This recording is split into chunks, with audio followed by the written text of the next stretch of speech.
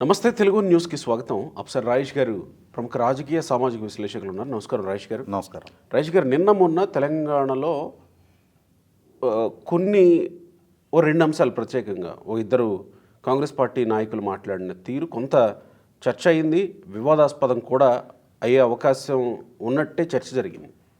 పొంగులేటి శ్రీనివాసరెడ్డి మంత్రి అమరావతి గురించి మాట్లాడుతూ అమరావతిలో అంత లేదు, జస్ట్ ఏదో హైప్ ఇచ్చే ప్రయత్నం చేస్తున్నారు, అంతా హైదరాబాద్ బెంగళూరు పోతున్నారు తప్ప రియల్ ఎస్టేట్ గురించి ఏదో అమరావతిలో ఆహా ఓహో కంపెనీలు వచ్చేస్తున్నాయని హడావుడి చేస్తున్నారు, ఏమీ రావట్లేదు అని మాట్లాడింది. అక్కడంతా వరదలు అది ఇది ఉంది, భయపడుతున్నారని మాట్లాడిన సందర్భం ఒకటి. తర్వాత నిన్న కోమటిరెడ్డి రాజగోపాల్ రెడ్డి సెక్రటేరియట్ పక్కనే అసెంబ్లీ ఉంటే బాగుంటుంది, ఎన్టీఆర్ ఘాట్ ఉన్న ప్రాంతం అంతా అసెంబ్లీ నిర్మించవచ్చు కదా అని మీడియా చిట్చాట్లో ఆయన మాట్లాడింది, మీడియా చిట్చాట్లోనే ఈయన మాట్లాడింది, మీడియా చిట్చాట్లోనే. ఈ రెండు కాస్త వివాదాస్పదమైనటువంటి చర్చకి దారితీశాయి. ఎట్లా చూస్తారు మీరు ఈ రెండు అంశాలని? పొంగులేటి శ్రీనివాసరెడ్డి గారైనా కోమటిరెడ్డి రాజగోపాల్ రెడ్డి గారైనా ఇవాళ తెలంగాణలో ఉన్న కాంగ్రెస్ ప్రభుత్వంలో ఒకరు మంత్రిగా రెండో వారు శాసనసభ్యులుగా కొనసాగుతూ ఉన్నారు. ఈరోజు వారు చిట్చాట్లో మాట్లాడినా లేదు మీడియాతో ప్రెస్ మీట్లో మాట్లాడినా ఒక బహిరంగ సభలో మాట్లాడినా నాయకులుగా వారి నోటి నుంచి అంటూ ఒక మాట వచ్చిన తర్వాత అది వారి అభిప్రాయంగానే ప్రజల్లో చలామణి అవటం ఖాయం. అయితే ఇక్కడ 100కి 100 పాళ్ళు ఆంధ్రప్రదేశ్ పౌర సమాజం నుంచి అమరావతి గురించి పొంగులేటి శ్రీనివాసరెడ్డి గారు చేసిన అభిప్రాయం పట్ల అభ్యంతరం వ్యక్తమవుతూ ఉంది. అలాగే ఉభయ రాష్ట్రాల్లో ఉన్న తెలుగు ప్రజల నుంచి, ముఖ్యంగా తెలంగాణ ప్రాంతం నుంచి కూడా ఎన్టీఆర్ గారి స్మృతివనంలో శాసనసభ నిర్మాణం, అసెంబ్లీ నిర్మాణం జరగాలి అని చెప్పని కోమటిరెడ్డి రాజగోపాల్ రెడ్డి గారు వ్యక్తం చేసిన అభిప్రాయంతో అభ్యంతరం కొంత వ్యక్తమవుతున్నది వాస్తవం. ఎందుకంటే ఇక్కడ కాంగ్రెస్ పార్టీ జాతీయ పార్టీ, ఆ పార్టీకంటూ కొన్ని స్పష్టమైన విధి విధానాలు ఉండి తీరాలి. ఇవాళ తెలంగాణలో మంత్రిగా కొనసాగుతున్న పొంగులేటి శ్రీనివాసరెడ్డి గారు కాంగ్రెస్ పార్టీ పార్లమెంటు ద్వారా ఆర్టికల్ 3 ద్వారా విభజన చేసిన ఆంధ్రప్రదేశ్ రాష్ట్రానికి, రాజధాని ఎక్కడో కూడా ఒక స్పష్టత ఇవ్వకుండా విభజన చేసిన ఆంధ్రప్రదేశ్ రాష్ట్రానికి, ఆ రాష్ట్రం పట్ల వ్యవహరించిన తీరుకి అతి భారీ మూల్యం చెల్లించిన కాంగ్రెస్ పార్టీకి ఈనాటికి ఆంధ్రప్రదేశ్ రాష్ట్రం పట్ల వ్యవహరించే విధానం ఏంటి అనేది ఒక స్పష్టత ఇచ్చి తీరాల్సిన అవసరం ఉంది. అంటే తెలంగాణ మంత్రిగా ఉన్న పొంగులేటి శ్రీనివాసరెడ్డి గారు తెలంగాణ బ్రాండ్ ఇమేజ్ పెంచుకునే ప్రయత్నంలో, అంటే రాజుగారి చిన్న కోడలు మంచిది అని అంటే పెద్ద కోడలు మంచిది కాదని చెప్పాల్సిన అవసరం లేదు. తెలంగాణ పెట్టుబడులకు అనుకూలము అని చెప్పుకోవాలి అని అంటే ఇక్కడున్న వనరుల గురించి పరిచయం చేయండి, ఇక్కడున్న రాజకీయ సుస్థిరత గురించి ప్రమోట్ చేసుకోండి, ఇక్కడున్న మానవ వనరుల గురించి ప్రమోట్ చేయండి, ఇక్కడ ఈ ప్రభుత్వం అందించే సహకారం గురించి ప్రమోట్ చేయండి. అంతేగాని ఆంధ్రప్రదేశ్ రాష్ట్ర రాజధానిగా ప్రతిపాదించబడి నిర్మాణం జరుగుతూ ఉన్న అమరావతి గురించి చెడుగా ప్రచారం చేయడం ద్వారా హైదరాబాద్కి బ్రాండ్ ఇమేజ్ క్రియేట్ చేసుకోవాల్సిన దుస్థితిలో హైదరాబాద్ లేదే.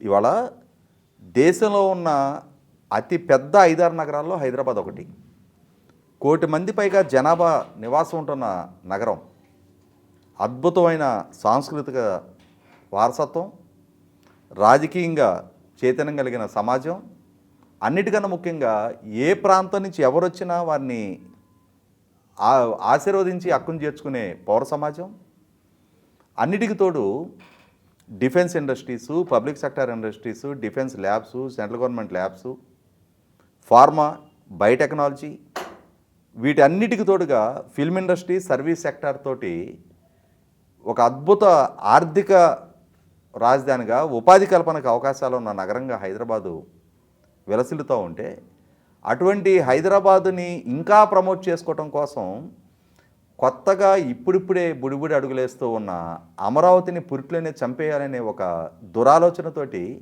బాధ్యత కలిగిన మంత్రి అటువంటి వ్యాఖ్యలు చేయడం ఏంటి?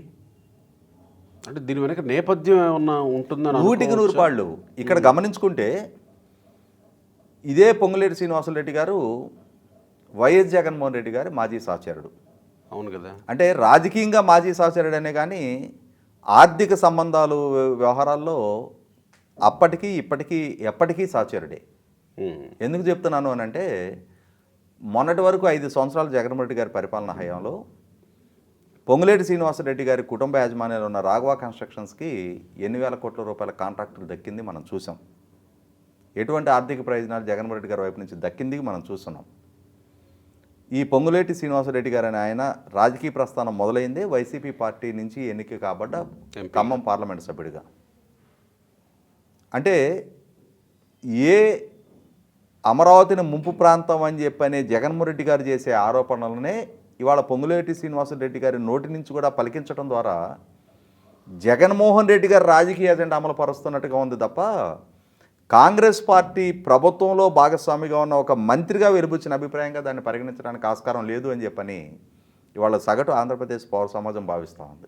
మొదట మీరు ఓపెనింగ్ రిమార్క్స్లో మాట్లాడినట్టుగా కాంగ్రెస్ పార్టీ విభజన చట్టంలో పెట్టి రాజధాని ఇది అని గుర్తించి దానికి నిధులు ఇచ్చి విభజించాల్సింది పోయి ఈరోజు మళ్ళీ కాంగ్రెస్ పార్టీలో ఉన్న మంత్రి ఇలా మాట్లాడడం అంటే ఎలా అర్థం చేసుకుంటుంది పౌర సమాజం అన్నారు కదా. ఇక్కడ మీరు అన్నట్టు ఒకవేళ జగన్మోహన్ రెడ్డి ఎజెండాను అమలు చేస్తుంటే అక్కడ షర్మిల జగన్మోహన్ రెడ్డికి వ్యతిరేకంగా జగన్మోహన్ రెడ్డి ప్రతి విధానం మీద విరుచుకుపడుతూ ఉంది కాబట్టి ఒక రకంగా షర్మిలని కాంగ్రెస్ పార్టీ నుంచి డ్రాప్ చేసే ప్రయత్నాల్లో భాగంగా ఏమన్నా పొంగులేటి ఇలాంటి వ్యాఖ్యలు చేస్తున్నాడు అంటే ప్రజల్లో కాంగ్రెస్ పార్టీ మీద ఇంకాస్త ఇంప్రెషన్ తగ్గించే విధంగా.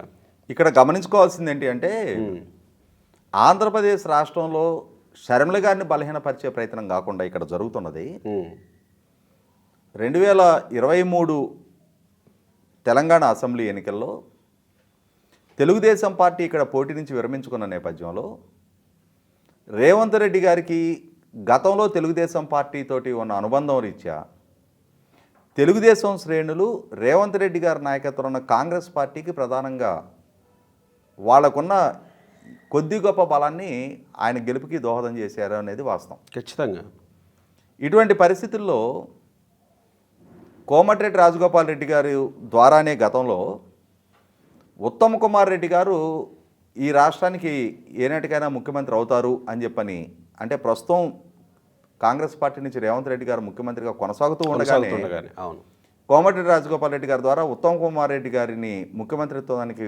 ప్రతిపాదన రావటం, ఇవాళ అదే కోమటిరెడ్డి రాజగోపాల్ రెడ్డి గారి ద్వారా ఎన్టీఆర్ గార్డెన్స్ని వివాదాస్పదం చేసే ప్రయత్నం చేయటం, తద్వారా కాంగ్రెస్ పార్టీ విధానం ఇది అని చెప్పని రేవంత్ రెడ్డి గారి నాయకత్వంలో ఉన్న కాంగ్రెస్ ప్రభుత్వానికి గతంలో ఇచ్చిన మద్దతు లేదు, ఆయనతో ఉన్న ఎమోషనల్ కనెక్టివిటీ ఎన్టీఆర్ అభిమానులు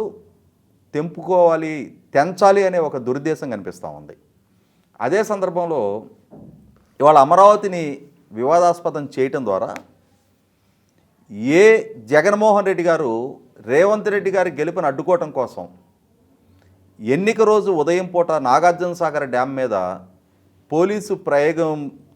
పోలీసుల చేత ఒక బలప్రయోగం చేయించి కేసీఆర్ గారికి దాన్ని ఒక ఎమోషనల్ ఇష్యూగా మలిచే ప్రయత్నం చేసి ఆ ఎమోషనల్ భావజాలంతో కేసీఆర్ గారి గెలుపుకి జగన్మోహన్ రెడ్డి గారు దోహదం చేశారో అదే విధమైన భావజాలాన్ని ఇప్పుడు పొంగులేటి శ్రీనివాసరెడ్డి గారు కూడా జగన్మోహన్ రెడ్డి గారి ఎజెండా అమలు పరుస్తున్నట్టుగానే భావించాలి. అంటే ఇక్కడ రేవంత్ రెడ్డి గారికి వ్యతిరేకంగా జరుగుతున్న ఒక కుట్రకోణంగానే నేను దీన్ని భావిస్తా. ఎందుకంటే పొంగులేటి శ్రీనివాసరెడ్డి చెబితే అమరావతికి వచ్చే పెట్టుబడిదారులు రాకుండా ఆగరు, హైదరాబాద్కు వచ్చి పెట్టుబడిదారులు రాకుండానూ ఆగరు. ఎక్కడుండే ప్రాశస్తం అక్కడ ఉంది, ఎక్కడుండే మెరిట్స్ అక్కడ ఉన్నాయి. పెట్టుబడి పెట్టాలి అనుకునే వాళ్ళు పొంగులేటి శ్రీనివాసరెడ్డి స్టేట్మెంట్ని పరిగణలోకి తీసుకొని వచ్చి పెట్టుబడి పెడతారని నేను అనుకోను.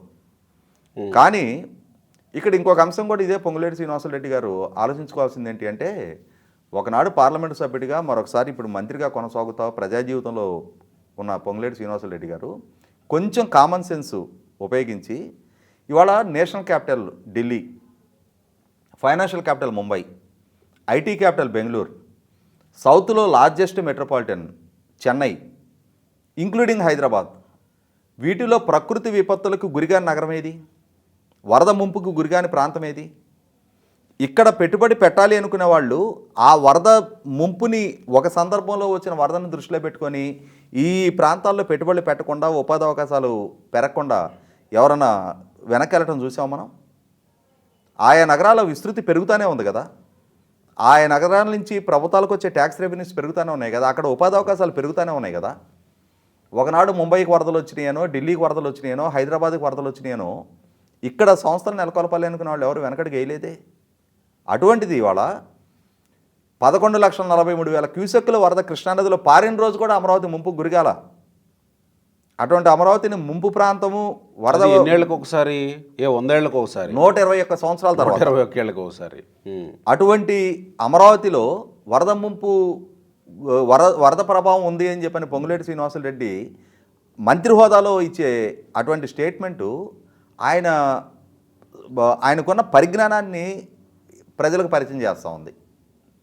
ఇవాళ ప్రకృతి వైపరీత్యాలని సాగ్గా చూపించి Telangana brand image, Hyderabad brand image పెంచుకోవాల్సిన అవసరం లేదు. ఆల్రెడీ ప్రూవెన్ ఫ్యాక్టర్ హైదరాబాదు నగరానికి ఉన్న ప్రాశస్త్యం ఏంటి అనేది, హైదరాబాద్ నగరానికి ఉన్న అడ్వాంటేజెస్ ఏంటి అనేది ఇవాళ ప్రపంచవ్యాప్తంగా ప్రూవెన్ ఫ్యాక్టర్. ఇటువంటప్పుడు అమరావతి మీద విషం చిమ్మటం ద్వారా జగన్మోహన్ రెడ్డి అధికారంలో ఉంటే అదే అమరావతి నుంచి పరిపాలన చేసే జగన్మోహన్ రెడ్డి ద్వారా తన వేల కోట్ల రూపాయల కాంట్రాక్టులు చేసుకోవడానికి అవకాశం. ఇవాళ జగన్మోహన్ రెడ్డి అధికారం నుంచి దూరం జరిగితే అమరావతి ముంపు ప్రాంతం అని చెప్పని అమరావతి బ్రాండింగ్ దెబ్బతీసే ప్రయత్నం పొంగులేటి శ్రీనివాసరెడ్డి గారు చేయటం వల్ల తన స్థాయిని ఆయన పరిచయం చేసుకుంటా ఉన్నారు. ఇదే సందర్భంలో రేవంత్ రెడ్డి గారు కూడా తన ప్రభుత్వంలో జరుగుతూ ఉన్న ఈ కోవర్ట్ ఆపరేషన్స్ విషయంలో ఖచ్చితంగా జాగ్రత్తతో ఉండి తీరాలని చెప్పని నా సలహా. రైట్.